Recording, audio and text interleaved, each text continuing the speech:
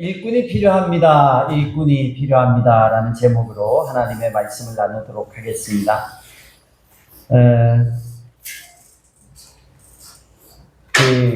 주님께서 오늘 말씀 중에 36절에 보면 그들을 불쌍히 여기셨다 이런 구절이 있어요. 아주 유명한 헬라어를 배울 때 이 구절이 아주 유명한 구절 중에 하나예요.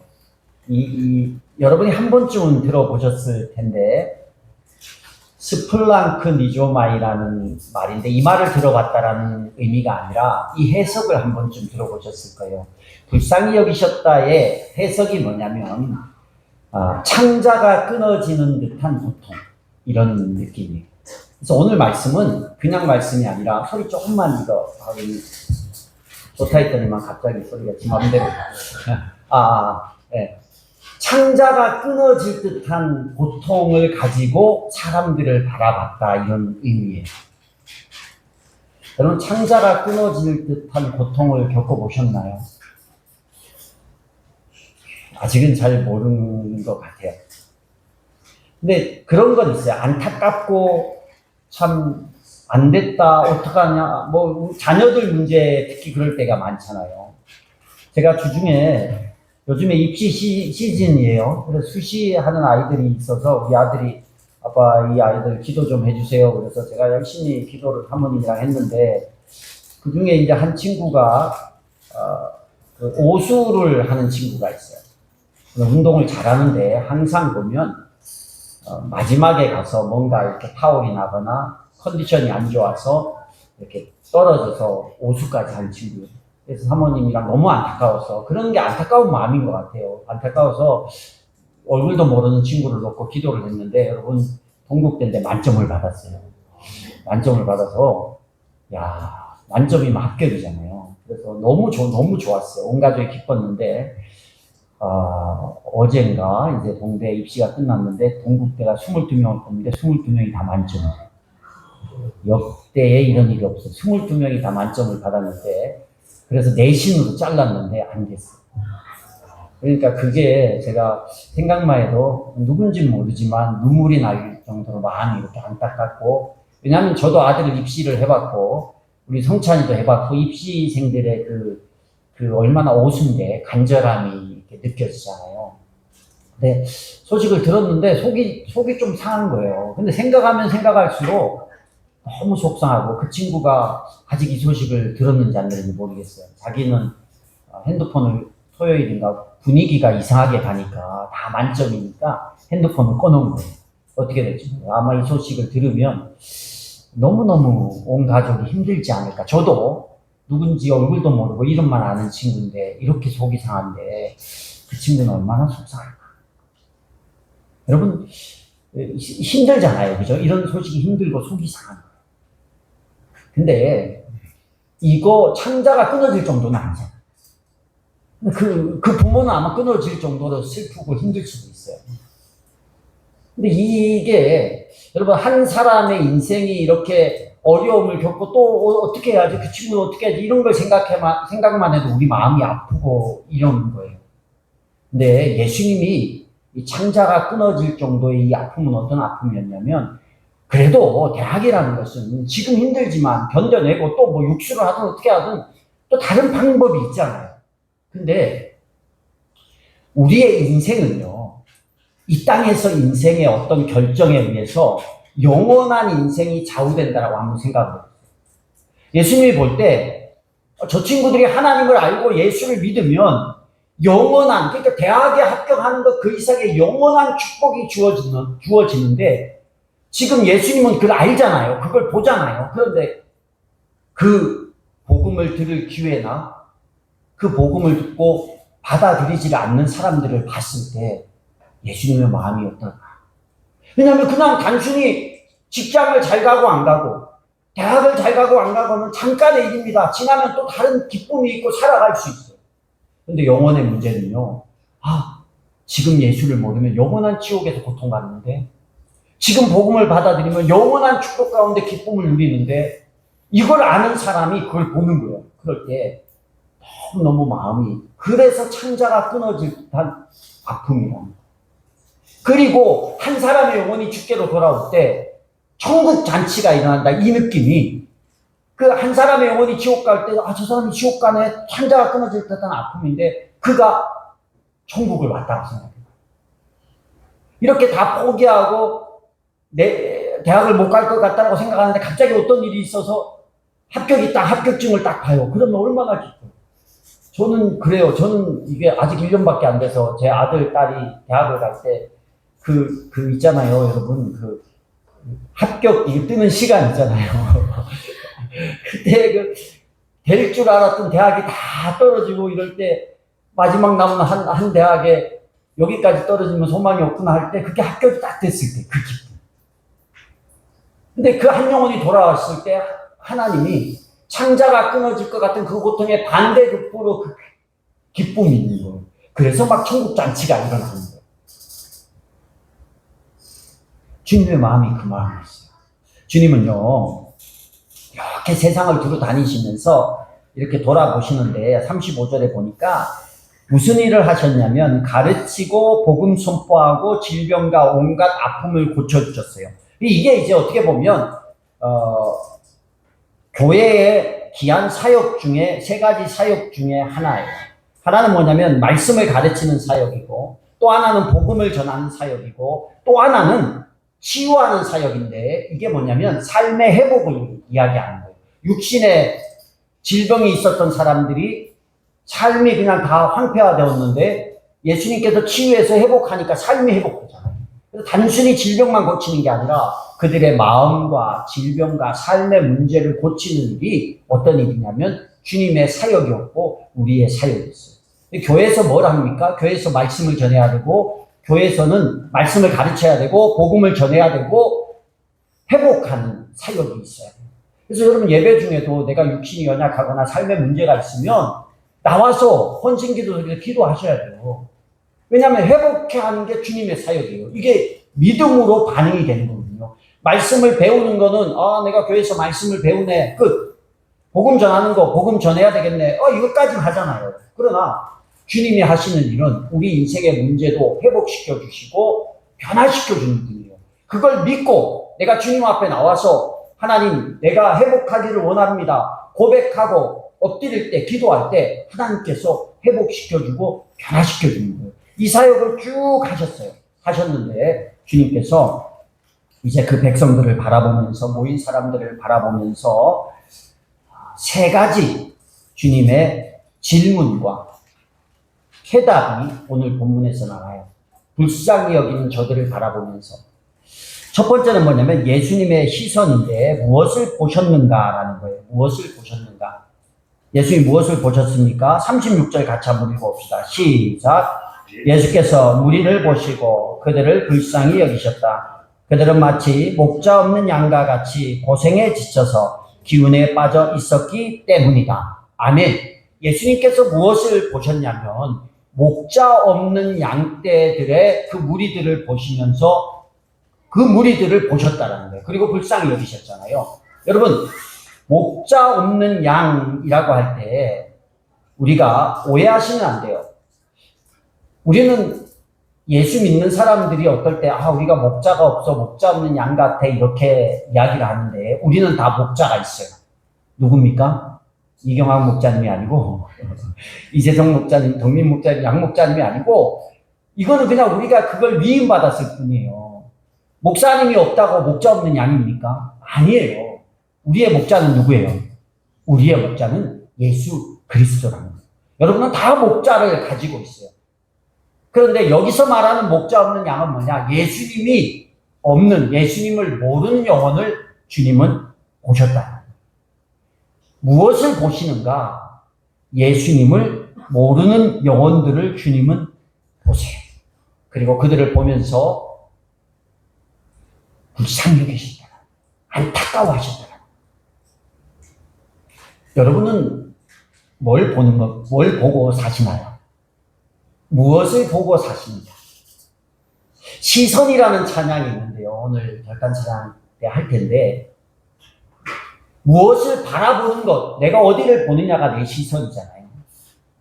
내가 무엇을 바라보느냐에 따라서 내 인생의 목표나 삶의 방향이 다 결정이 돼요.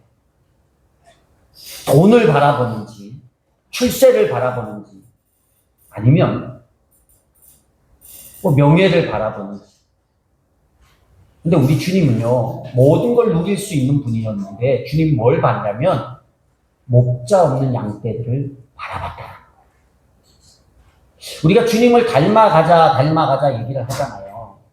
보는 것이 달라져야 주님을 닮아갈 수 있어요. 보는 것이 내가 먹고 사는 문제만 쳐다보고 있으면 주님을 닮아갈 수가 없는 거예요. 시선이 바뀌어야 되거든요.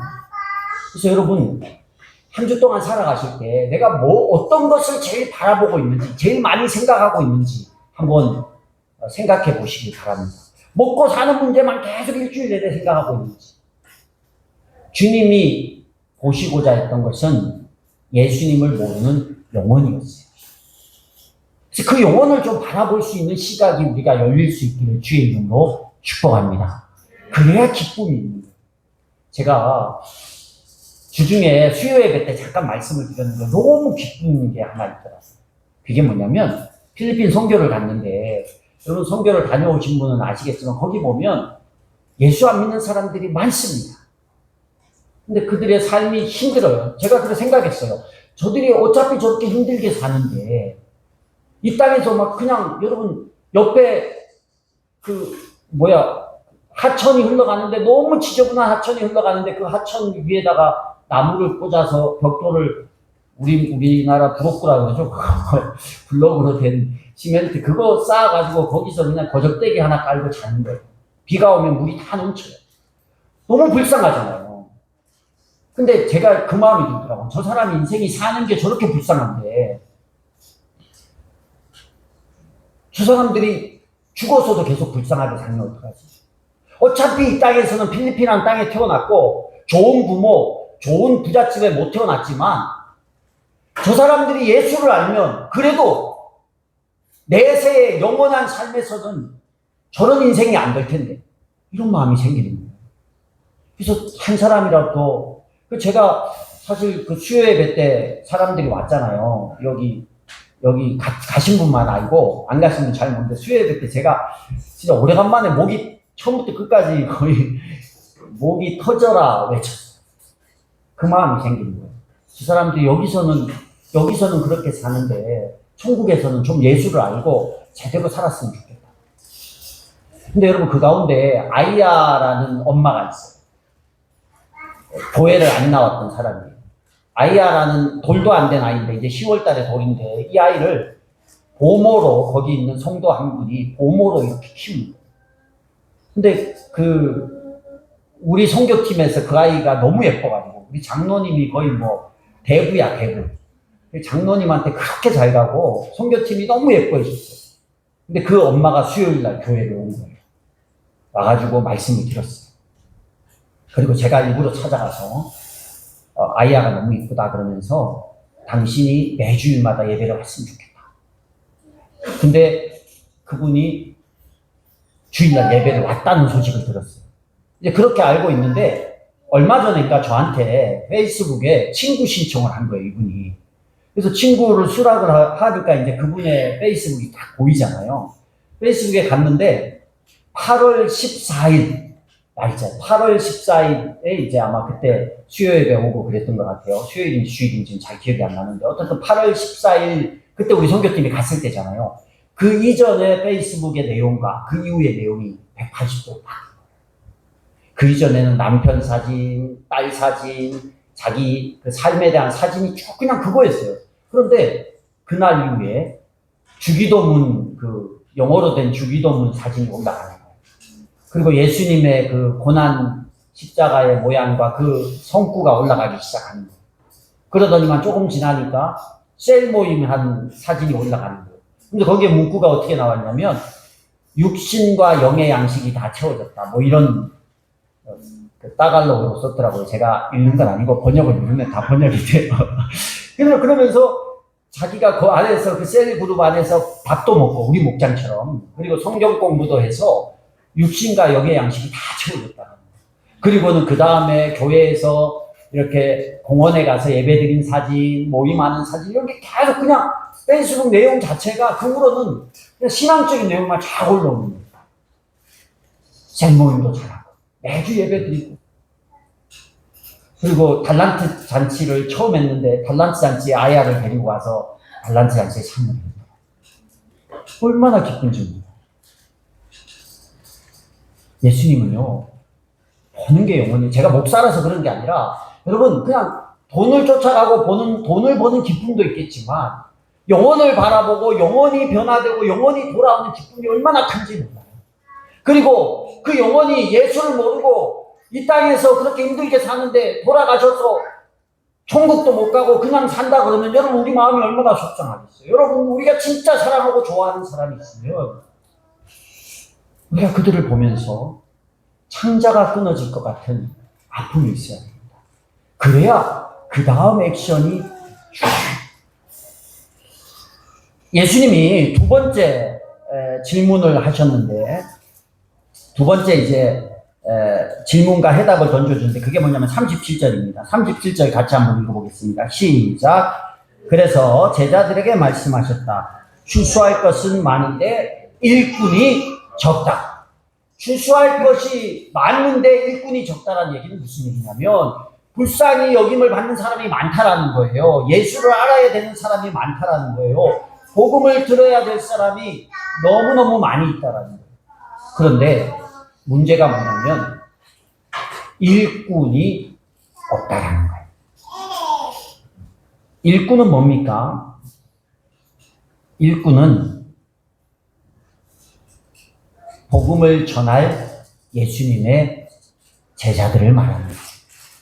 이때 예수님과 함께 했던 제자들이 있었습니다. 따라가는 사람들이 있었습니다. 그러나 아직 12제자가 다 채워진 상태는 아니에요. 이 이후에 이제 12제자를 막 세우고 복음을 전하는데 이렇게 예루살렘에 이스라엘에 복음을 들어야 될 사람이 많은데 복음을 전할 사람이 없다라는 것이 안타깝다는 거예요. 이렇게 교회에 예수 믿는 사람이 넘쳐나고 많은데 예수 믿는 사람보다 안 믿는 사람이 훨씬 많거든요. 그런데 여기서 말하는 일꾼은 뭐냐면 그들을 불쌍히 여기며 그들을 바라보는 시선을 가지고 그들에게 복음을 전할 사람을 말하는 거예요.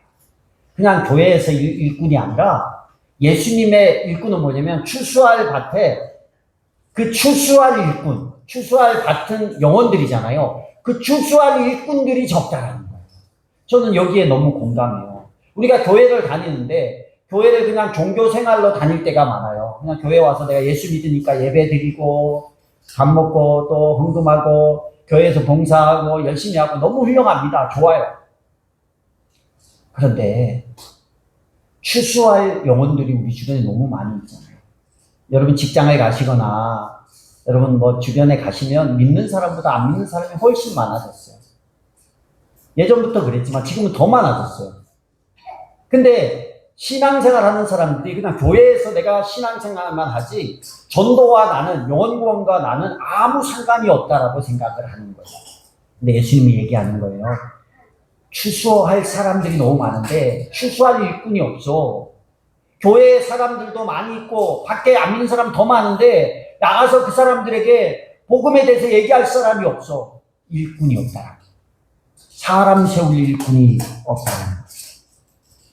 예수님의 마음을 품고 영혼들을 불쌍히 여기며 구체적으로 그들 가운데 가서 그들을 섬겨서 그들에게 복음을 전할 제자가 부족하다는 거예요.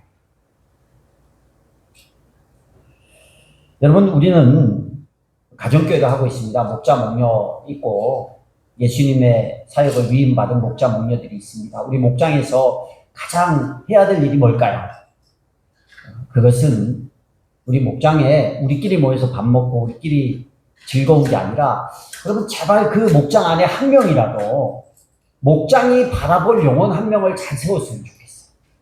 정말 우리 목장에서 같이 나는 없어도 돼요. 괜찮아요. 나는 없을 수 있죠. 뭐 내가 뭐 마음이 약하거나 용기가 없어서 영혼이 없을 수도 있어요. 그러나 목장 안에서 누구의 VIP가 됐던 추수할 한 사람의 영혼을 정하고 그 사람에 대해서 한 마음으로 기도해주고 마음을 써주고 도와주고 함께 움직이면 돼요. 그러면 뭐예요? 내가 추수할 그 영혼을 위해서 같이 움직입니다. 뭔가 액션을 그 사람이 다른 누군가 A라는 사람이 내어놓은 그 VIP를 위해서 온 목장이 같이 기도라도 해줄 수 있고, 필요하면 뭐 같이 섬길 때 같이 가줄 수도 있고, 이런 거 할 수 있잖아요. 여기부터 시작인 거예요. 그거 하라고 우리가 목장이 있는 거고, 목자 목련이 있는 거예요. 여러분, 우린 다 하나님께서 그 일꾼으로 불렀어요. 우리를 먼저 예수를 믿게 한 이유는 뭐냐면, 예수 믿지 않는 많은 영혼들을 위해서 우리를 먼저 일꾼으로 불렀어요. 12제자를 부르시고, 그들을 또 70인의 전도대를 부르시고, 그들을 둘씩 짝을 지어서 세상 가운데 내보내신 것은 추수할 영혼들을 위해서 내보내셨더라고요. 여러분, 이게 쉽진 않아요. 목사님, 전도하는 게 쉽잖아요. 당연히 쉽지 않아요. 어렵습니다. 그래서 예수님께서 우리에게 마지막 방법을 알려주세요. 세 번째 질문인데, 그게 뭐냐면, 우리 보고 뭘 해야 하는가, 무엇을 할 수 있는가, 이런 질문입니다. 38절 읽어보겠습니다. 38절. 시작. 그러므로 너희는 추수하는 주인에게 일꾼들을 그의 추수밭으로 보내시라고 청하여라. 자, 여러분, 여기 보면, 추수하는 주인은 누구냐면 하나님이에요. 그러면 우리가 할 수 있는 일이 뭐예요? 일꾼들을 그의 추수밭으로 보내시라고 청하여라. 주인에게 청한다라는 의미가 뭡니까? 주인에게 요청하다, 기도하다, 이런 얘기예요. 그럼 우리가 할 수 있는 게 뭐예요? 예수님이 무엇을 해야 하는가라고 했을 때 추수밭으로 일꾼들을 보내달라고 청하여라. 이건 기도하라는 얘기예요. 그래서 영혼 구원은 어디서부터 시작되냐면 기도부터 시작하는 거예요. 그냥 움직여지지 않아요. 여러분, 하나님, 이 추수할 영혼들이 많은 때에 이 예수가족교회가 이들을 추수할 일꾼들로 세워지게 해주세요. 이런 기도부터 시작하는 거예요. 우리 목장이 VIP의 영혼들을 구원할 목장이 될 수 있도록 그런 일꾼들이 우리 목장에 세워지도록 도와주세요라고 기도하는 거예요. 근데 놀라운 것은요, 여러분, 이렇게 기도하다 보면 어떤 일이 일어나는지 아세요? 그 일에 내가 헌신하게 되는 거예요. 이 기도가 이렇게 두 가지 기도로 나뉘어지는데, 처음에 그냥 청하라고, 기도하라고 주님께서 우리에게 명령했는데, 그렇게 다른 누군가가 일꾼 되기를 위해서 기도하다 보면 그 기도가 어떻게 바뀌냐면 나 자신의 헌신으로 바뀌는 거예요. 하나님의 일꾼을 세우도록 내가 열심히 기도하다 보면 하나님, 나를 일꾼으로 세워주세요. 이렇게 바뀌는 거예요. 이게 참 지혜고 요령이더라고요. 우리 지금 시차례에서 내년에 뭐 선교지 탐방 겸 목회자 수양회를 한대요. 수양회를 해서 이제 뭐 선교지 탐방도 하고 수양회도 한번 하자 그러는데, 갑자기 시찰장님이 저한테, 지난 우리 교회에서 시찰회 했을 때 저한테 시찰회 임원을 또 하라고 얘기를 하는 거예요. 그래서 제가 전 너무 많이 해서 이제 못한다. 저는 그만하겠습니다. 그러고 가서 쫓아가서 이제 제가 이제 임원 안 하겠다 그러고 나온 거예요. 그래 다른 사람이 됐는데, 갑자기 오더니 막 여기서 회의 때 임원을 시키려는 이유는 내년에 이제 그런 큰 일을 해야 되니까 일할 사람이 없어서 날 보고 하라고 일을 시키는 거예요. 근데 제가 안 한다고 하니까 딴 사람을 세워놓고는 여기 와서 그러면 내년 수양회 준비위원장으로 이병훈 목사님 하세요. 그래서 갑자기 준비위원장이 된 거예요. 준비위원장이 되니까 이제 내년에 막 한 30명 넘는 사람들을 데리고 해외를 갔다 와요. 선교지 탐방을 할 걸 미나모님이 했던 걸 준비를 해야 되니까 이제 준비를 하고 있으니까 준비위원장이 되니까 이제 지난주에 가서 모였어요. 그 교회에서 모였는데 뭐라고 얘기했냐면, 일꾼을 딱 세워놓고 이제 재정을 이렇게 모아야 하잖아요. 재정을 모으니까 이제 제가 짜보니까 재정이 모자란 거예요. 그래서 어디 후원을 쭉쭉 받아야 돼요. 뭐 시작자는 한 1,000만 원 이렇게 하는데, 문제는 제가 준비위원장이잖아요. 준비위원장 일꾼으로 딱 서서 일을 하려니까 해야 돼요, 안 해야 돼요? 해야 되는 문제가 걸리는 거야. 야, 이게 난감해지더라고요. 그래서 이게 지혜가 있는 게, 그래, 내가 뭘 하겠다고 엎드려서 뭘 하다 보면 하나님 일꾼을 보내주세요, 보내주세요 막 요청하고 기도하면 나는 그럼 뭐야? 달라고만 하고 나는 안 하고 놀아? 그렇게 되더라고. 그래서 이게 하나님이 그냥 나는 보면서 이 구절을 보면서 청하라고만 해? 그러면 청하기만 하면 우리는 기도만 하면 되는가? 이 사람은 안 하고 누가 와서 하나? 그게 아니라 주님이 이걸 알게 하는 거예요. 내가 그렇게 청하라고 기도했을 때 나는 뭐예요? 나는 당연히 뭘 해야 되는 거예요? 당연히 해야 돼요. 당연히 전도해야 돼요. 근데 여러분 VIP를 위해서 기도도 안 해. 내일은 내일하고 아무 상관이 없다라고 생각해요. 그러면요 내가 전도하는 일은 없어요. 그래서 이렇게 되는구나. 여러분 목장에서 이제 기도부터 하십시오. 우리 목장이 전도 잘하는 일꾼이 세워지도록 기도하세요. 우리 목장에서 VIP가 세워지도록 같이 한번 기도해보세요. 근데 이 기도가 내가 영혼 구원하고 연결되는 시작점이라는, 기도를 안 하면 아무 일도 안 일어나요. 근데 기도를 하면 이제 그 다음에 어떤 일이 일어나요? 목자님들 그렇게 목장에서 기도하면 기도 안 한 이유가 목자님들이 못해서 안 할 수도 있어요. 근데 기도를 하고 시키다 보면 누가 먼저 해야 되겠어요? 목자가 먼저 해야 되는 거예요. 그렇게 되더라고요. 그래서 전도해라 움직여라 이게 아니라 예수님이 일꾼이 세워지도록 기도하라고 청하라고. 그 기도하세요. 목장에서 전도 안 돼도 돼. VIP 안 와도 돼. 뭐부터 하라고요? 목장이 끝날 때마다 하나님 우리 교회가 우리 목장이 VIP가 세워질 수 있도록 VIP를 구원하는 일이 일어나도록 그 일을 할 수 있는 사람이 세워지도록 우리 목장의 목원 중에 누군가가 VIP 한 명을 세우도록 기도하는 거예요. 그게 매 모임 때마다 교회에서 기도할 때마다 그 일이 일어나면요 일꾼이 세워지고 영혼이 돌아오는 거예요. 저는 놀랐어요. 일꾼이 되어서 빨리 가라가 아니라 일꾼을 하나님 앞에 추수밭으로 보낼 수 있는 일꾼이 세워지도록 하나님한테 청하래요. 그래, 영혼이 돌아오는 것도 주의 일이고 그 영혼을 위해서 일하는 일도 주의 일이에요. 다른 건 못해도 기도는 시작할 수 있잖아요. 다른 건 못해도 시선은 둘 수 있잖아요. 제가 지금 여러분께 매주 1000명씩 데려오세요 이렇게 요구하진 않아요. 뭐예요? 시선을 두는 거 할 수 있어요. 기도하는 거 할 수 있어요. 할 수 있는 것도 한번 해보면 돼요. 그 다음 일은 그 다음에 하나님께서 일해 가시는 거예요. 여러분 우리가 주님이 영혼을 향해서 마음을 두고 불쌍히 여겼던 것처럼 딱 그런 마음이라도 있어야 돼요.